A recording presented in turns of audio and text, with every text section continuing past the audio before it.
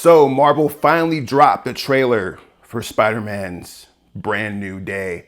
And it's looking pretty crazy, man. It's looking pretty crazy. I mean, this actually might be the most Spider-Man-ish movie to come out in the MCU thus far. And what I mean by that is that like the original trilogy really was kind of built around, Iron Man and his legacy and Peter Parker having to deal with that. No Way Home managed to create a little bit of separation, but it also kind of relied on two other Spider-Men to kind of propel that story a little bit. This is like from what we're seeing in the trailer anyways, a street level story featuring authentic Spider-Man lore, which I'll get into in a little bit. And it just looks really, really good. Like he has a mask that he's putting on. He's not using nanotech. I love the suit. I'm loving the action sequences. This is knocking it out the park so far. And I think that we might have confirmed Jean Grey in this movie based on the scene where he opens up the tank and you see the old lady and then you start seeing that the soldiers are being controlled. I think that might be an illusion put on by Jean Grey to try to escape, potentially. We don't see the main villain in this trailer, but we do see like Scorpion, Boomerang, and a couple other people where it's like, damn, all right, so they're actually going to dive pretty deep into the Spider-Man lore here. I've heard rumors of the Tarantula being in there. I think there might be a Shocker appearance as well. So it's like, okay, they're going to go pretty deep on the Spider-Man lore here. And I think for me, this is going to be a very interesting setup for two other Spider-Man movies, which I think they kind of even hinted at in the trailer, where in the voiceover, they said that there's three cycles of a spider's life. I think they actually might be hinting at two more movies, and we're going to see these cycles play out. In terms of the man-spider controversy, I'm seeing a lot of controversy on this. I think that it's a good call, honestly. I wasn't, when I was reading like the rumor mill about it, I was like, I mean, organic webbing is interesting. I think that it's compelling to do that. And it's a retcon, though, to everything that they've done in the MCU so far with Spider-Man's suit, et cetera, so forth. But at the same time, like, Spider-Man himself might end up being the main villain of this movie, in the sense that if he does turn into Man-Spider, we might see some kind of team up with the Hulk, who's in the movie, and Punisher, and maybe Jean Grey. I don't know. Now, as far as the Jean Grey thing, I think a lot of people are apprehensive about this because they're like, oh, well, we haven't got the X-Men in the MCU yet on that level. And it's like, they've been rolling out the X-Men for a bit. Like, ever since Multiverse of Madness, the Marvels, and even the new trailers, like, we've gotten enough X-Men to where we can start introducing them into the sacred timeline. If this even is the sacred timeline, that's a whole different video. But I think that with the introduction of Jean Grey in this manner, it's going to put a lot of people off, just because of the fact that, Jean Grey's story is so intrinsically tied to Professor X and her being like one of the first X-Men.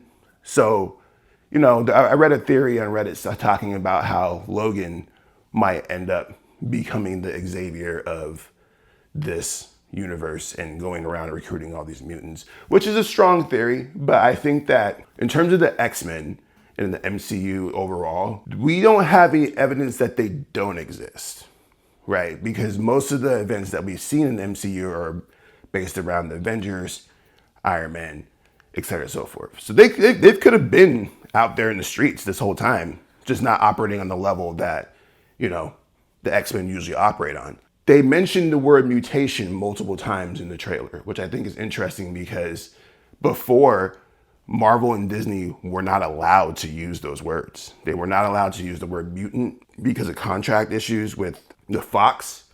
And now that they own Fox, we're opening up that can of worms. So going back to the Jean Grey thing, it's like, bet. If it is Jean Grey, which I think it is, with Sadie Sink, I think it's a very novel introduction into a whole new universe. I guess the issue that I run into with all this is the fact that we are getting Doomsday and we are getting Secret Wars, and Secret Wars is supposedly supposed to be the end of the MCU as we know it, introducing a new MCU, right? Which is why I bring up the thing earlier about this might not even take place in the sacred timeline. This might be a whole different Marvel universe. It could be. Which is a theory that I've had this entire time, is that throughout the multiverse saga, we've actually been seeing different threads and timelines. We have not been seeing a continuous continuity line, and that might be a reveal that we get. Yeah, some things take place in the sacred timeline, but we've already seen with Fantastic Four, that's a whole different universe, right? Why, when some of the other movies take place in different universes, they just didn't tell us, right? So with this movie, it's possible that this might be a different Spider-Man. Now, this is a very far-fetched theory. I don't think that Marvel might go this route just because it might be a little confusing. But another theory that's going around right now is the fact that because of the color correction, which I love, but people are saying it looks like Gotham City. I think with the color correction, they're saying that the scene where he is swinging with the guy in his hand that pays honor to the first issue of Spider-Man, that might take place during the Thunderbolts when Sentry is doing his thing at the climax of the movie based off the color correction, which I think is great because I believe that Spider-Man, Daredevil, other street level people would be out there doing things during that event. And that's something that's always been an issue with me, but MCU, not always an issue, but kind of issue where a lot of these isolated stories don't have other heroes showing up, even though they all live in the same area and they all kick it. They seem to be doing a little bit more of that. We do see Hulk in this trailer, or at least Bruce Banner, not Hulk. And then we do see the Punisher in this trailer. So they're doing a good job of narrating and blending these stories together in a way that like is starting to feel a lot more cohesive, because I think one of the biggest critiques about the multiverse saga is the fact that, none of these stories are connecting together. These are all just kind of random stories and random things that are happening. How come so-and-so doesn't show up, et cetera, and so forth. I think they're addressing a lot of these concerns in this Spider-Man movie. With that said, I'm extremely optimistic about this so far. I think that, like I said, it might be the most authentic Spider-Man story that we've gotten so far in the MCU. And this is just based off the trailer, obviously. The movie can come out and be trash. It might be. But from what I'm seeing in the trailer, this is like probably the most Spider-Man-ish in terms of just like locking in the lore that I felt since the Amazing Spider-Man run, which, even though it gets a lot of hate with Andrew Garfield, did a very, very good job of making it feel like a Spider-Man universe and not an MCU universe, if you know what I mean. Whereas, Homecoming, Far From Home, and No Way Home, these movies really did rely on the mythos of the MCU. No Way Home, not as much, but definitely the first two were basically like sequels to previous MCU events. Now with this brand new day, it feels like we're gonna get a contained Spider-Man universe that feels a lot more in line with Spider-Man and not the events of the MCU, even though they might blend in some of these events, but the Thunderbolts, which I think would be brilliant, even if it's something like similar to what Kate does in Hawkeye, where she was there during the Avengers when the aliens attacked in the first Avengers movie. We saw something from her perspective. I love when movies actually do that.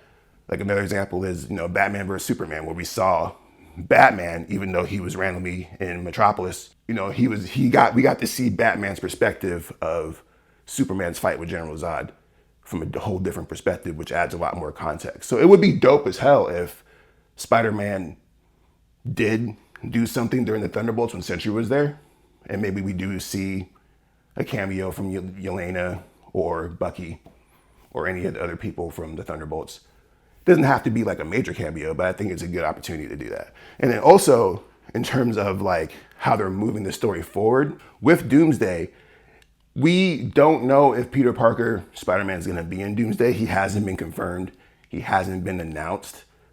But I do think he's definitely going to be in Secret Wars. Now, this movie has a lot of work to do to kind of fill that gap, if that's going to be the case. But it's like I said previously, where it's like, if they're going to make a contained Spider-Man movie, which is what they're seemingly doing, maybe Spider-Man doesn't show up in Secret Wars, which is highly unlikely for studio and money reasons. But there's also, the end credit scene of No Way Home, where we see the symbiote, right? So with the symbiote, it's like, well, is that going to come into play at some point?